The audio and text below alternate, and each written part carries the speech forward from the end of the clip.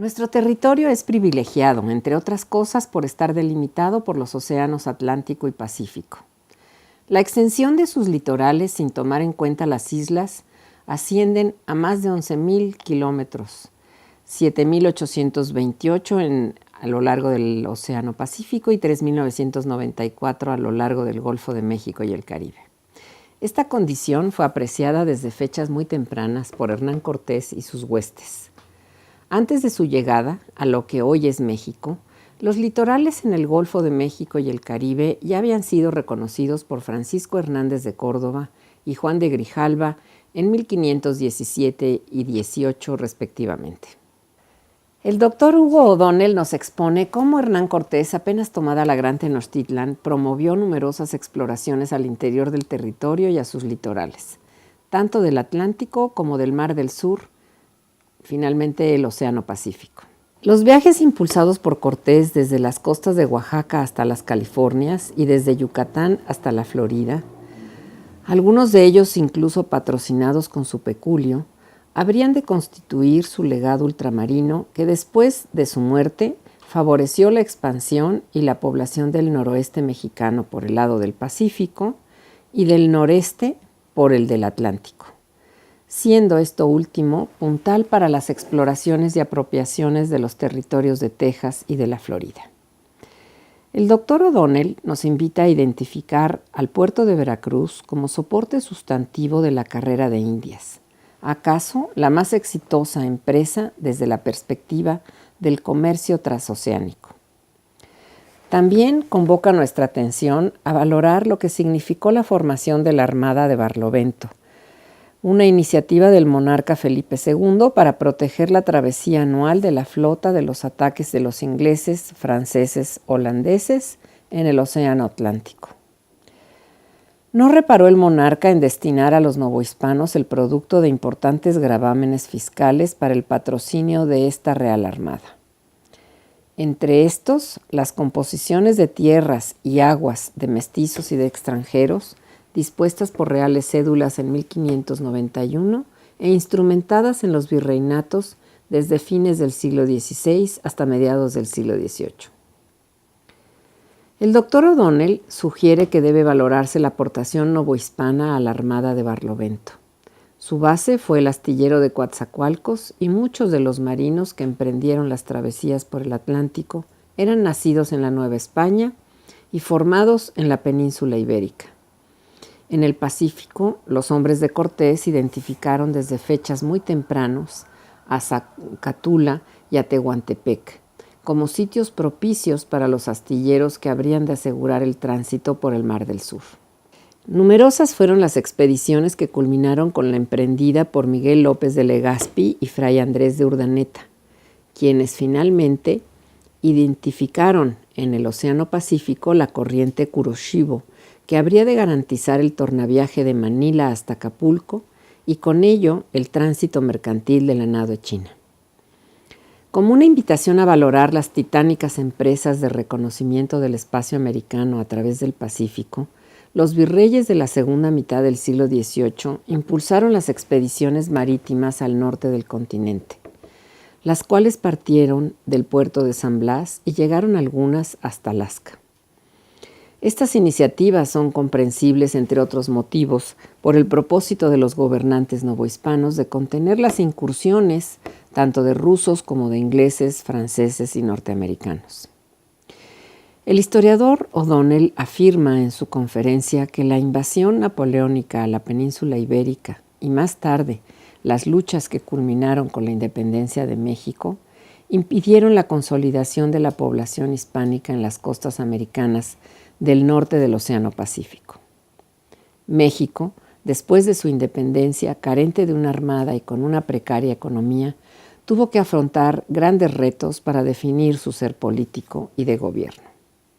por lo que estuvo impedido para continuar las exploraciones hacia el norte del continente. Espero que disfruten la conferencia de don Hugo O'Donnell. Muchas gracias.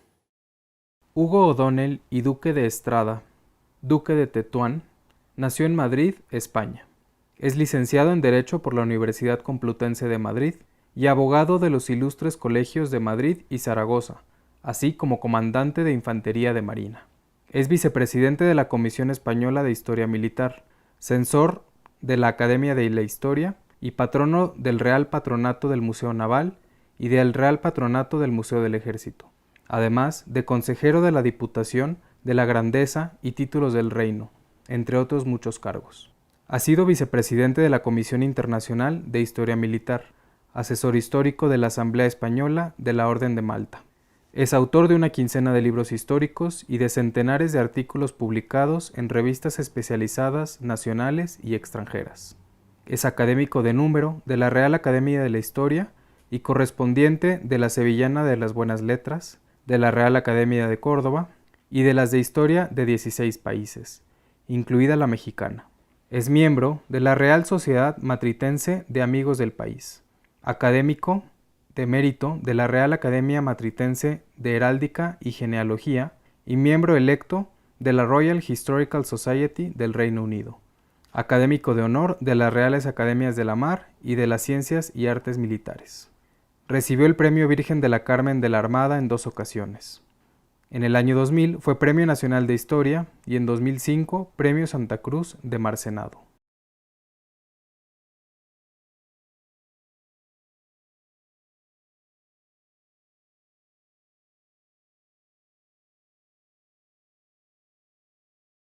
Señoras, señores, muy buenas tardes o muy buenos días, según el momento en que hayan querido conectar con nosotros, circunstancia que agradecemos enormemente. Como es bien sabido, el imperio conquistado por Hernán Cortés y a instancias suyas comenzó por llamarse Nueva España del Mar Océano. Como tal, se consideró oficialmente durante cierto tiempo, pero pronto resultó obsoleto o sin razón al descubrirse que esas enormes tierras estaban bordeadas o limitadas por 2 grandes océanos, no solamente por el océano Atlántico. Y no solo eso, sino que estos litorales no constituían unas fronteras infranqueables, sino eran más bien unas plataformas de lanzamiento para ese tema sobre el cual voy a versar, desgraciadamente con muy poco tiempo, requeriría mucho más, algunas cosas me quedarán en el tintero, por lo que solicito la disculpa de todos los oyentes. Estas plataformas de lanzamiento darían ocasión a muchas actividades transmarítimas. Sin embargo, en el mar Océano o en el Océano Atlántico serían menores que las muchas que se desarrollaron en el Pacífico por 2 razones a mi entender. La primera, y quizás fundamental, fue que cuando se conquista el Imperio Azteca, prácticamente todas las gobernaciones o las licencias de descubrir en el Atlántico, por lo menos las más deseables, las que despertaban mayores expectativas, estaban ya atribuidas legalmente. Aunque hay también otro argumento que hay que tener en cuenta, y es que así como el Pacífico despertaba muchas expectativas lucrativas, no sucedía lo mismo con el Atlántico. Sin embargo, podemos citar 2 ocasiones más que 2 expediciones desde el punto de vista de los descubrimientos especialmente señaladas. La primera de ellas se produce en un momento muy temprano, 4 años después de que Hernán Cortés conquistara definitivamente el imperio azteca en 1524, cuando decide mandar una primera expedición a la que seguiría otra y a la que seguiría su propia expedición, al objeto de que partiendo del Atlántico llegaran hasta los confines, así se denominaba la parte inferior de ese gran imperio, hacia las hibernuas o higueras, como se denominaba entonces, que era una zona en la que había ciertas expectativas de que existiera ese paso interoceánico, esa vía de poniente, que hubiera reducido notablemente, prácticamente en 2/3 partes, los costes en tiempo y en monetario de las expediciones enviadas desde la península. Una zona que Cortés consideraba como propia, porque Hernán Cortés siempre deseó, a partir del momento en que él se separa de la legislación castellana, pues sí someterse a ella, de manera que quería encontrar, si existiera, ese paso en territorio propio. De manera que envía esa primera expedición al mando de Francisco de las Heras, que sin embargo no va a producir los efectos deseados, porque Cortés o los planes de Cortés se van a encontrar con los enemigos de siempre, tanto en el Atlántico como en el Pacífico. En el Atlántico va a ser nada más y nada menos que aquella persona contra la cual se había sublevado el gobernador de Cuba, que va a poner todas las trabas posibles para esa expedición atlántica y que va a convencer al primero de los almirantes, el almirante de las Casas o el general de las Casas, o ambas cosas, general de mar y tierra, para separarse de los proyectos cortesianos. Va a ser entonces cuando Cortés se vea obligado a mandar a otra expedición, Cristóbal de Olid, que sofocará esos afanes de la primera, pero descubrirá, igual que la primera, la inexistencia de este paso. Para estas expediciones Cortés no cuenta aún, o mejor dicho, cuenta aún, pero no cuenta en el Atlántico con medios navales. Tendrá que emplear, a golpe de oro, barcos alquilados, fletados o comprados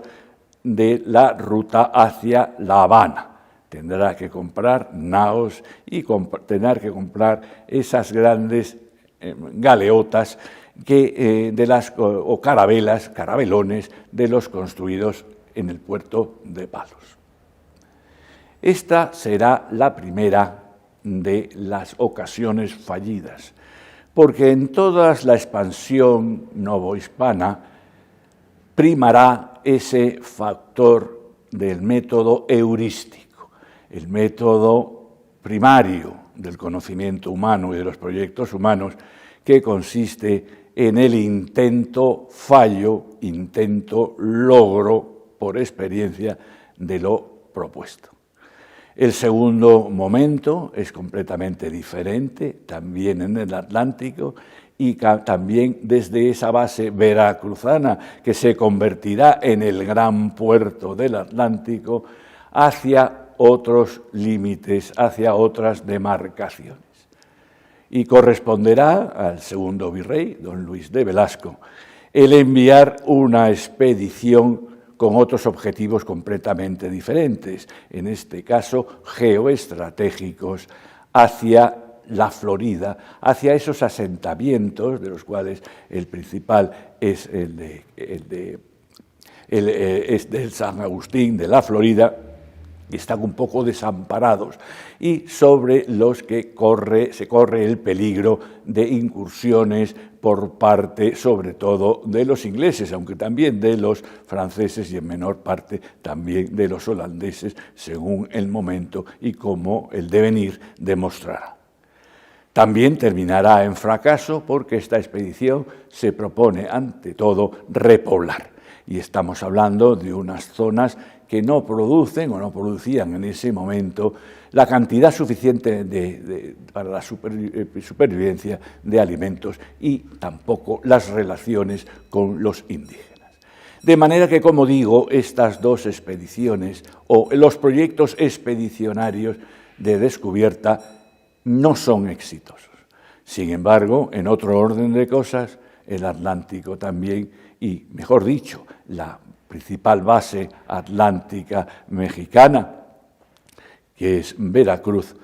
pues se convertirá en la gran cabecera de ese ramo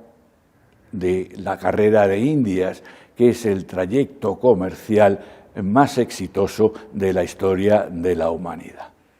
Desde el momento en que Cortés lo establece, en 1519, como varadero para sus proyectos,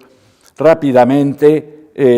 y al amparo de dos circunstancias importantes. Una, de esa magnífica construcción del castillo de San Juan de Ulúa, a la sombra de cuyos cañones van a fondear los buques de esa carrera de Indias, que partiendo de Veracruz ha de dirigirse hacia La Habana para luego remontar y salir del seno mexicano y del Caribe a través del canal de Bahama para remontar hasta las Azores y bajar otra vez hasta el seno mexicano. Carrera de Indias o brazo de la carrera de Indias, primer brazo de la carrera de Indias, brazo principal lleno de vicisitudes y de problemáticas que, sin embargo, serían a la larga superadas.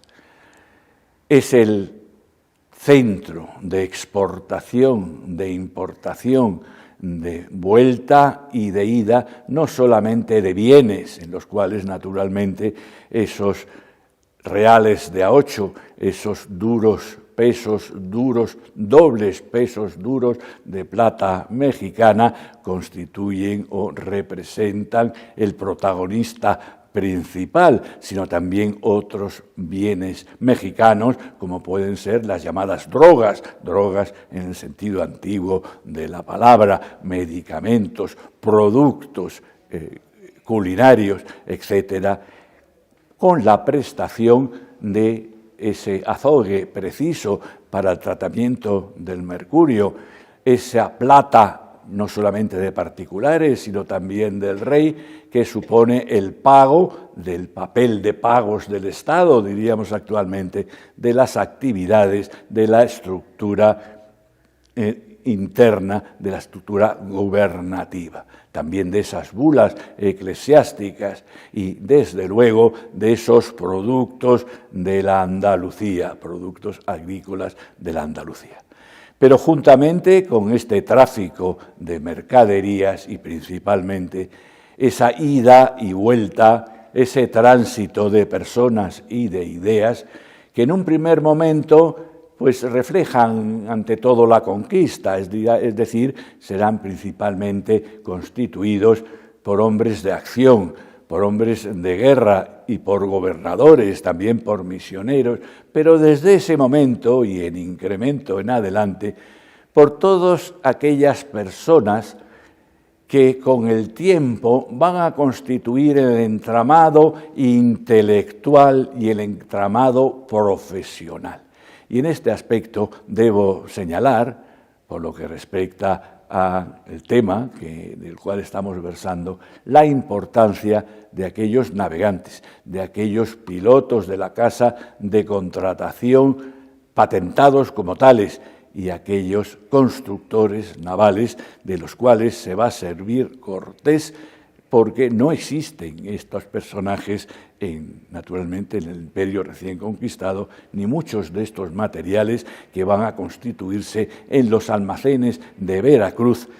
como inicio para toda la actividad de astilleros también del Pacífico. Pero es que Veracruz no solamente tiene ese poder expansivo, sino también tiene ese poder expansivo transmarítimo en lo militar. Y no solamente en lo defensivo, a los cañones a los que me he hecho referencia, sino también como base de la escuadra de Barlovento. Esa escuadra creada para defensa en un primer momento del mar del Caribe, pero pronto y sobre todo en el siglo XVIII, como una escuadra más que integrarse a las escuadras de la Corona de España por medio de unos navíos modernos que, como el navío Nueva España, que recibe ese nombre, están dotados y guarnecidos principalmente por novohispanos. Ese navío de 60 cañones en 2 puentes, que constituye el buque moderno, el buque dieciochesco primero que se conozca en todo el continente americano. Y esa escuadra de Barlovento, que está dotada por el batallón de su nombre y que es tan mexicano que es puesto bajo la advocación de Nuestra Señora de Guadalupe, con la adjuntía, con la ayuda, si ella lo necesitara, de otro santo también de tanto raigambre y de tanta popularidad mexicana como es San Juan de Nepomuceno, cuya devoción había sido extendida por todo en la gobernación mexicana por los padres jesuitas, los padres de la Compañía de Jesús. La escuadra de Barlovento tiene su base,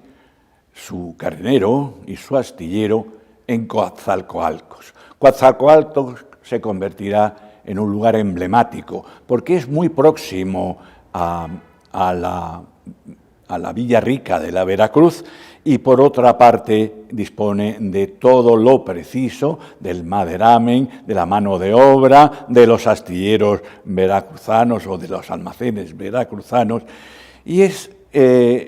se verá guarnecido por algo también tan mexicano como va a ser el batallón de Barlovento. Batallón de Barlovento, que elegirá como protectora celestial, como no podía ser de otra manera, a Nuestra Señora de Guadalupe. Y por si precisara algún apoyo, también por San Juan de Nepomuceno, que es un santo que a la sazón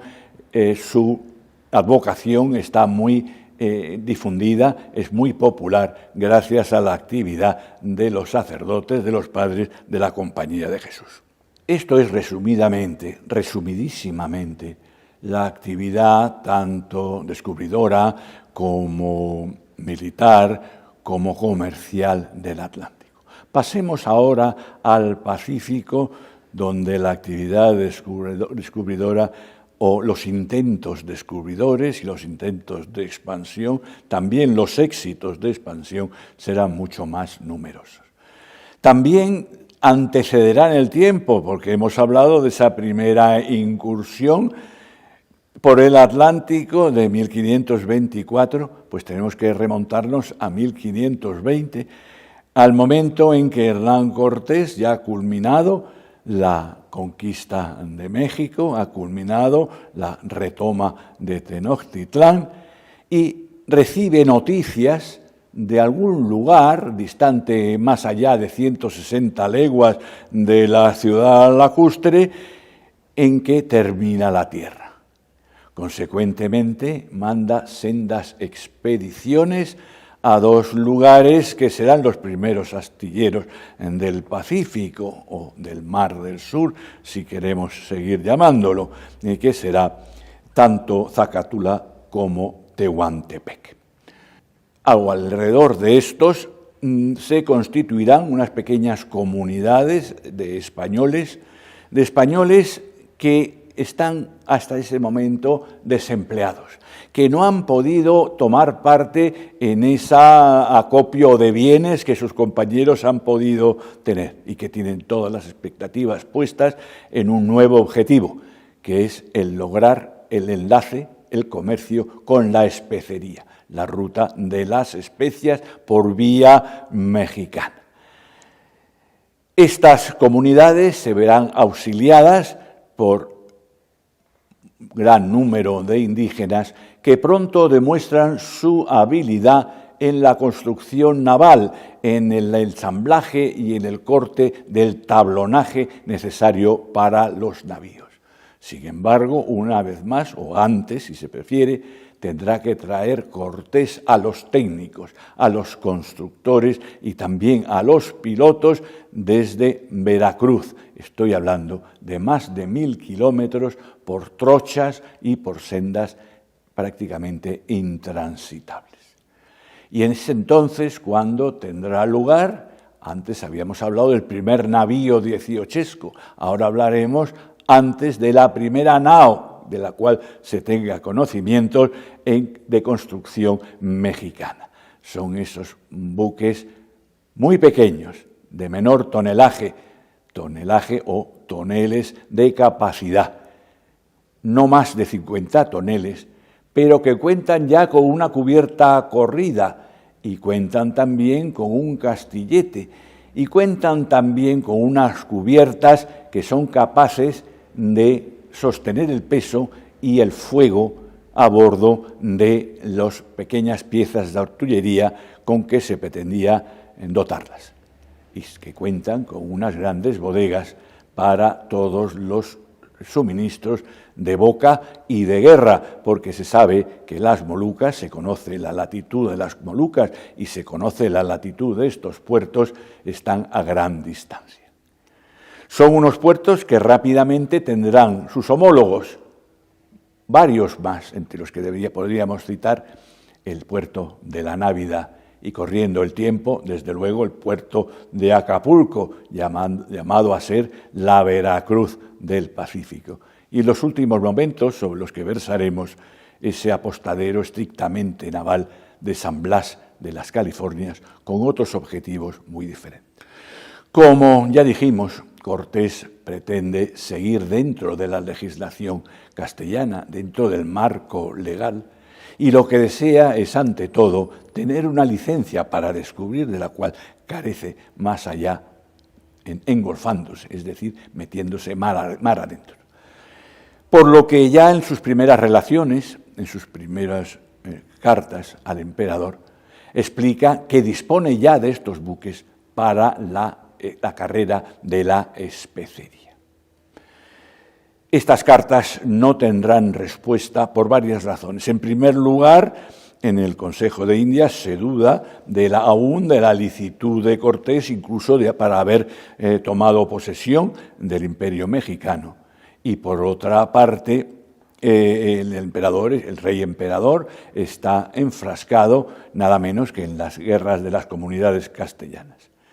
Pero el Consejo de Indias toma cumplida nota ya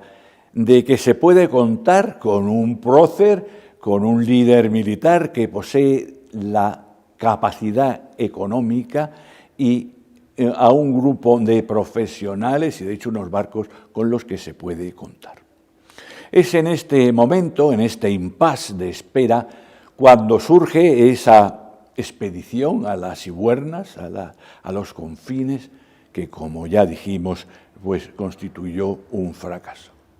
Y resulta que cuando el año 26 regresa a México, se encuentra con que esa levantisca audiencia de México ha desatendido todos los intereses de Cortés en descubrir, de forma que tanto los barcos, que se han perdido, algunos incluso se han incendiado,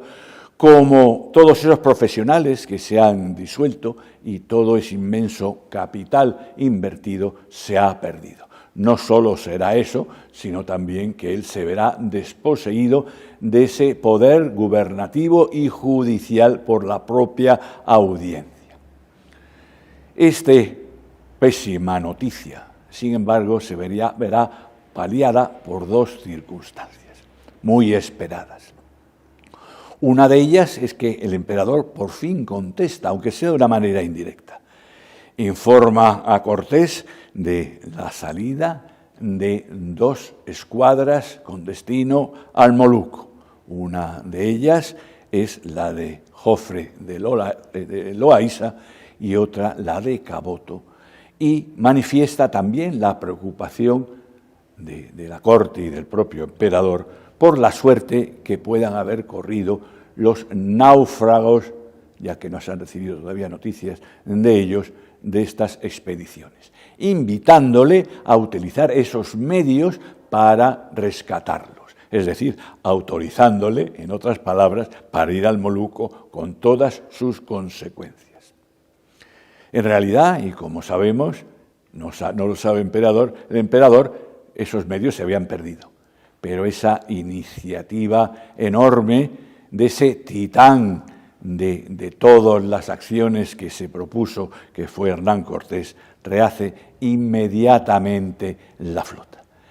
Y rehace esta flota con unas características principales que luego se copiarán en todas las expediciones, no solamente las cortesianas, sino todas las expediciones virreinales. Es decir, la dotación de un itinerario de navegación, la dotación no solamente de este derrotero, sino también de unas instrucciones a seguir. Instrucciones no solamente de régimen interno, de reparto de dietas, de reparto de aguada, tan fundamental, y también de misiones a cumplir. Entre ellas una fundamental que demuestra también la inteligencia y el carácter pragmático de Cortés, que es que cuando llega a las Molucas no se contente con traer los buques llenos de clavo, sino que también se traiga a los indígenas que sepan cultivarlos, porque su interés final,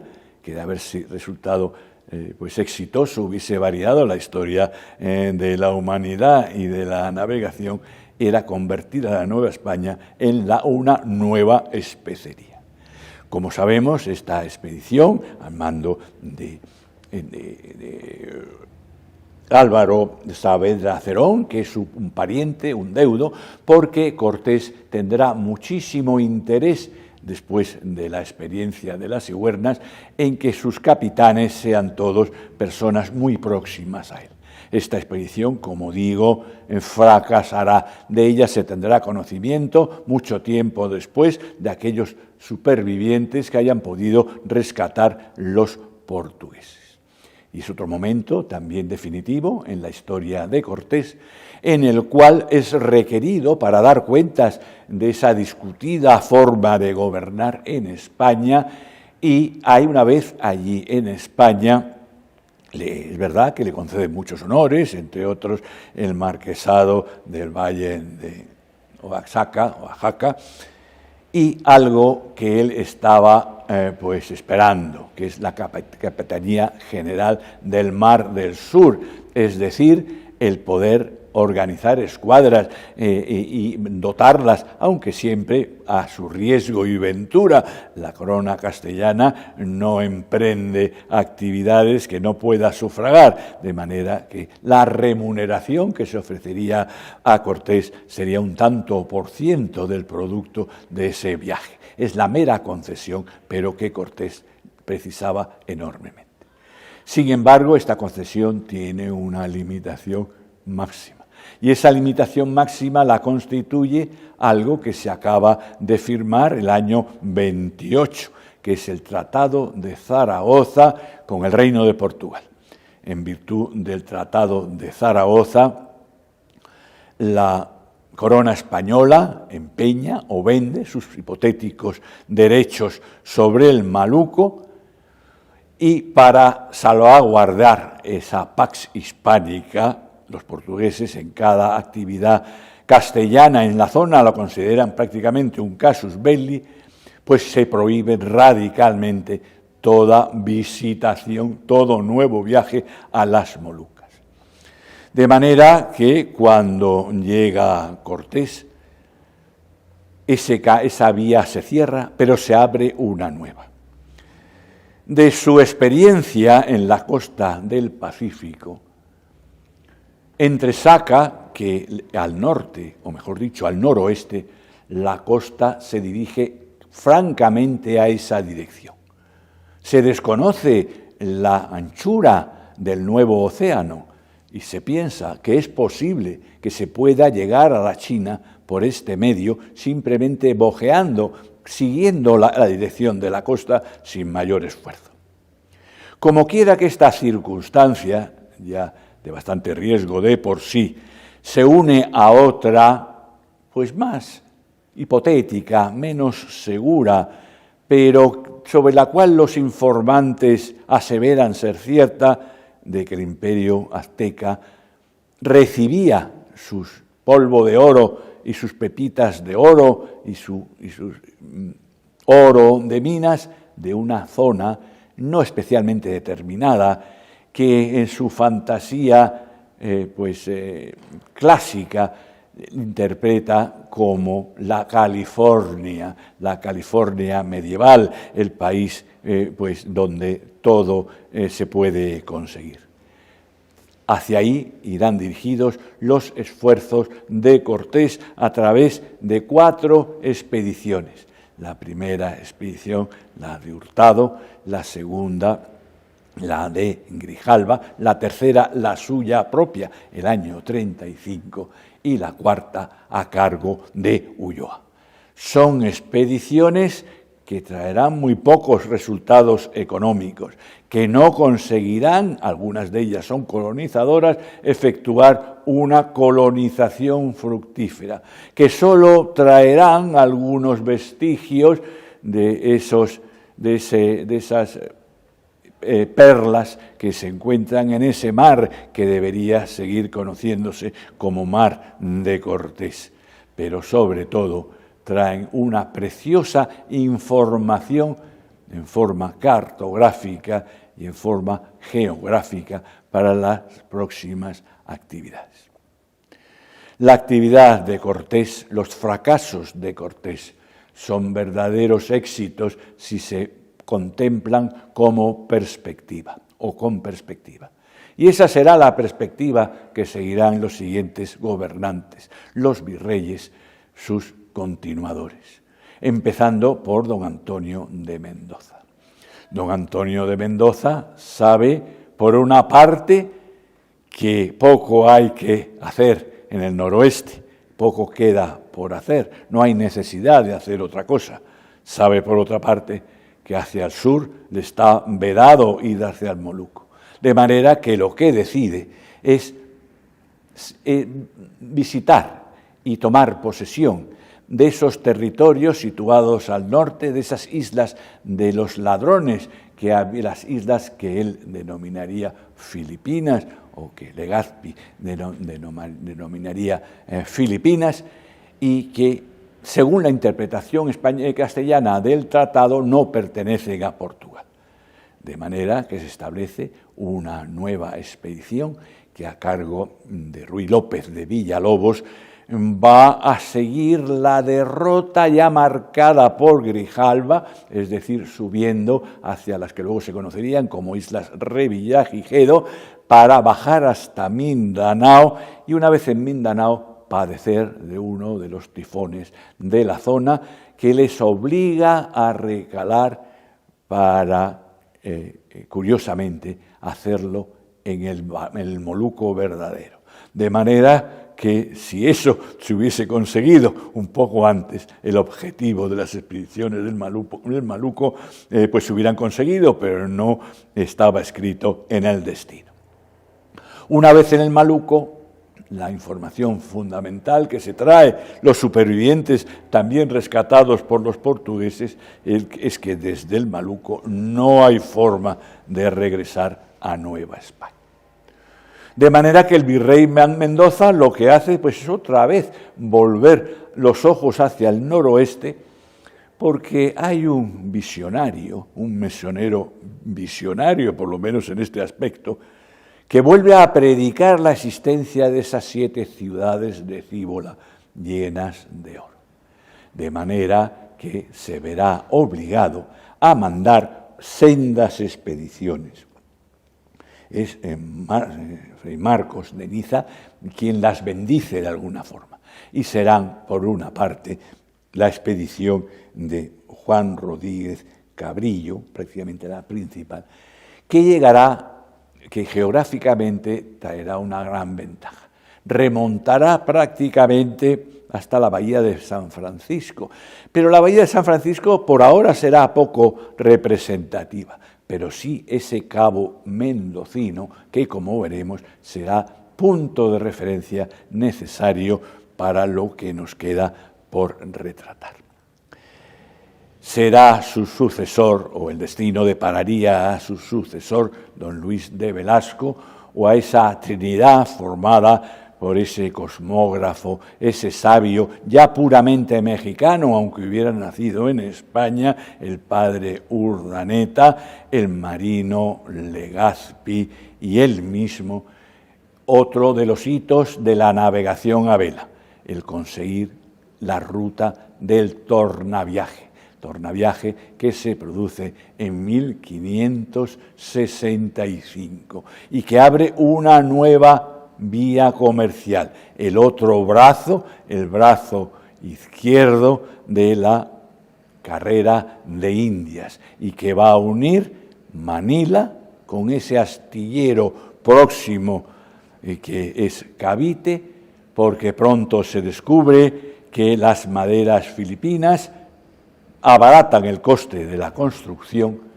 y de ahí hacia Acapulco. Acapulco, como decimos, que se constituye en la Veracruz del Pacífico. Esa ruta de comunicación también, una vez más, de bienes y también de cultura. Mucho debe la cultura actual mexicana al colorido de Oriente, y que se va a estar unida no solamente por esos bienes, sino también por esa contrapartida inmensa, mayoritaria, por parte de Nueva España, constituida por sus hombres y sus dineros, puesto que la Capitanía General de Filipinas solo podrá sobrevivir con ese situado, con las arcas reales de Nueva España y con ese personal novohispano que la va a poblar y que la va a defender. Y ese cordón umbilical será utilizado por otro medio de navegación novedoso en el Pacífico, un gran galeón que se llamará o de Acapulco o de Manila, según se mire, pero que superará 10 veces la capacidad de carga y de defensa de los buques fletados por Cortés. 500 o más toneladas de carga que se construyen de esta manera y que se emplean en una o dos unidades, y con la intención inicial de que haya un galeón cada año, una ruta cada año, con el fin de defender las primeras interferencias extranjeras en esta ruta, que vendrán provenientes de los holandeses y de su base de Batavia. La primera intencionalidad de los virreyes sucesores será la de conseguir, ya que los vientos conocidos por Urdaneta son muy del norte, puntos en la costa del Pacífico que puedan servir de referencia. Me estoy refiriendo a ese cabo mendocino del cual hablé antes. Y ocurre que en una de esas rutas, concretamente en el galeón, un galeón temprano de 1611, se abre una circunstancia, se abre una puerta nueva que, sin embargo, se va a cerrar casi de inmediato. Ese galeón, que parte de Manila, se ve empujado de nuevo por un huracán hacia las costas del Japón. En las costas del Japón, en Barranca, pero tienen la suerte de toparse con esas misiones jesuíticas de gran poder e influencia con el Mikado, que permiten la reconstrucción del buque, y no solo eso, sino que embarque una embajada japonesa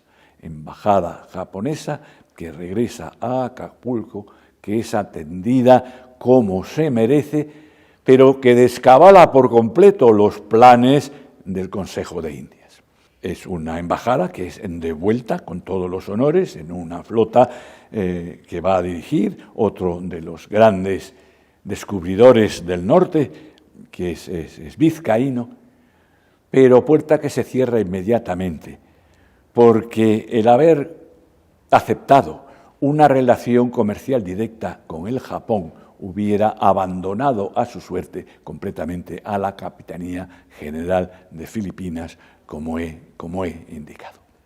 El gran prurito, como digo, de la gobernación del Virreinato de Nueva España es el de encontrar, como en el caso de Cabo Mendocino, no solamente promontorios que se puedan detectar a distancia, sino también lugares de aguada. Desde Cabo Mendocino hasta Acapulco hay una buena tirada en un momento en que el regreso, o mejor dicho, la ida, como que prefiera mirarse, de las dotaciones, estas están exhaustas, más de 3 meses de navegación, y se precisa estos lugares de etapa.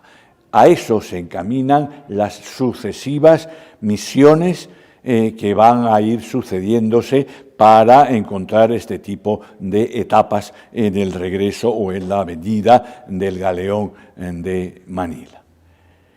Y ocurre que entre otras de esas misiones, destaca sin duda la de Porter y Casanate. Porter y Casanate detecta desde el principio la posibilidad de que aparezcan en la zona otras potencias, lo cual va a suceder poco después, representadas por Rusia primero y por Inglaterra, también por Francia, después por Francia, desde la Luisiana, después. Porter y Casanate subraya algo que por ahora no se atenderá, no es una necesidad imperiosa, de fortalecer y de tomar posesión hasta donde se pueda de esa costa limítrofe. En una fecha ya del siglo pronta, que es 1628, y por Vitus Bering, pues se descubre algo que no es el paso del noroeste por el cual empiezan otra vez a interesarse las potencias, sino que es un estrecho que separa, no que separa continentes más que unir océanos. Es el estrecho de su nombre, el estrecho de Bering. Y poco a poco surge la necesidad de establecer un establecimiento fijo, un establecimiento defensivo y un establecimiento que se constituya en apostadero naval, es decir, la que conocemos como San Blas de las Californias, que se establece en 1768. Resulta curioso que este establecimiento viene a coincidir, o no curioso, sino resulta más bien consecuente, con la visita de ese gran personaje, miembro de esa familia tan encumbrada como fue don José de Gálvez, toda esa familia de gobernadores y de hombres de acción, quien ya había establecido esa línea de presidios territoriales que de alguna forma constituían el límite, el verdadero limen de la Nueva España. San Blas será el limen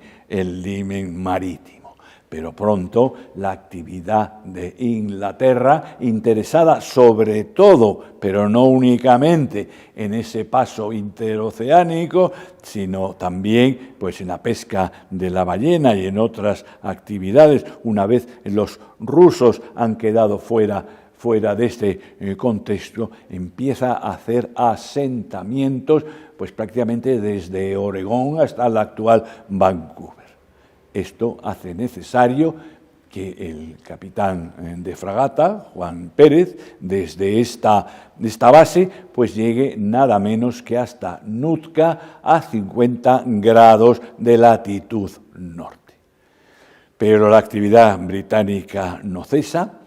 hasta el punto de que este asentamiento de Nootka ve a sus alrededores otros asentamientos británicos que prácticamente vienen a neutralizarlo, de forma que España tiene, o el rey de Nueva España tiene que tomar acción de desalojo, que en los años 90 están a punto de romper nuestras relaciones, de entrar en guerra.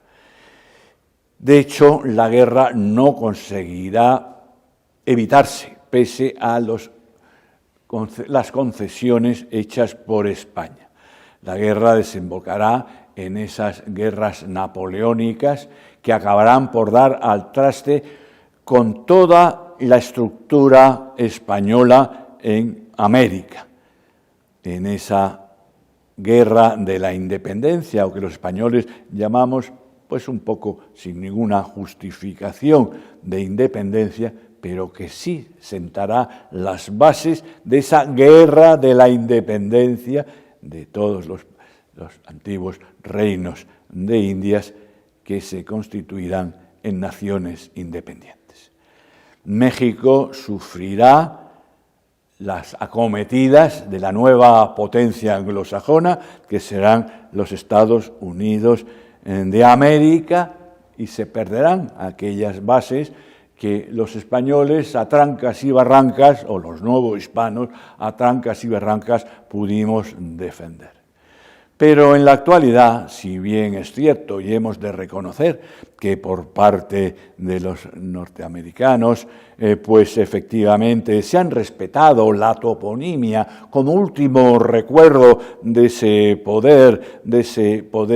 de todo tipo, no solo poder militar, sino también cultural, no ha sucedido lo mismo con lo que hoy día constituye el Canadá. Y vemos con pena, con tristeza, cómo esa bahía de Bodega y Cuadra recibe el nombre injusto, atentatorio contra la verdad y contra la historia por precedencia en el descubrimiento de George Vancouver. Mucho queda por decir y mucho queda por investigar. Yo les invito a que consulten la impresión de esta magna obra que han acometido muy generosamente y muy objetivamente nuestros patrocinadores para encontrar todos aquellos detalles que inevitablemente se han quedado, como digo, en el tintero. Muchas gracias por su atención.